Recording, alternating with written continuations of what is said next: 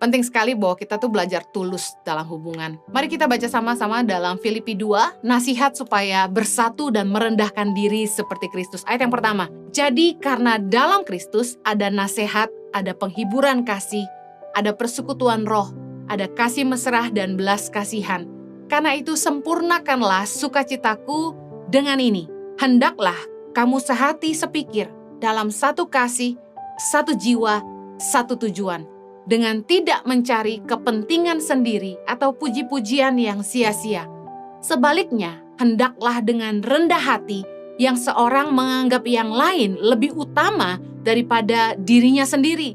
Dan janganlah tiap-tiap orang hanya memperhatikan kepentingannya sendiri, tetapi kepentingan orang lain juga. Ayat kelima, hendaklah kamu dalam hidupmu bersama menaruh pikiran dan perasaan yang terdapat juga dalam Kristus Yesus. Kalau kita dengar pengajaran sana-sini itu kadang-kadang membingungkan. Bahkan doktrin satu aliran berbeda dengan aliran yang lain. Kalau mereka didudukkan bersama, pasti akan terjadi perbedaan dan perselisihan. Saya lebih senang belajar dari Yesus sendiri. Bagaimana Yesus menghidupi hidupnya di bumi, apa yang Yesus katakan dan apa yang Yesus lakukan. Rasul Paulus mengajar kita supaya kita dalam hidup kita bersama-sama dengan orang lain dalam komunitas, kita belajar seperti Yesus untuk bisa sehati, sepikir, dalam satu kasih, satu jiwa, satu tujuan.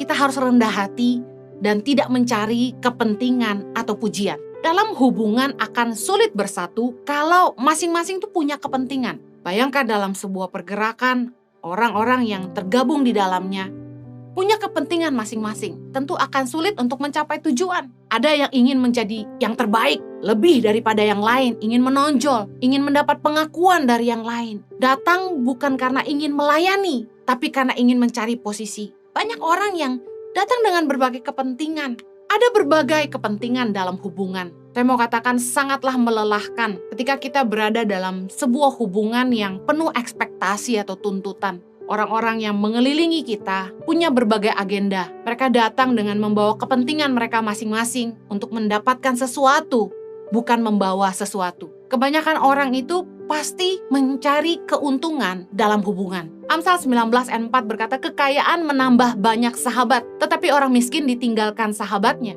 Membuktikan orang akan cenderung mencari hubungan yang menguntungkan dirinya. Ketika kita berada dalam hubungan yang orang-orang itu datang dengan kita dengan agenda mereka sendiri, mereka punya kepentingan, itu sangat melelahkan. Jujur untuk mencari teman yang benar-benar murni, tulus, mereka datang tuh nggak punya kepentingan apa-apa. Mereka datang karena mereka ingin memberi diri untuk melayani, untuk berkontribusi. Ada, tapi sedikit sekali.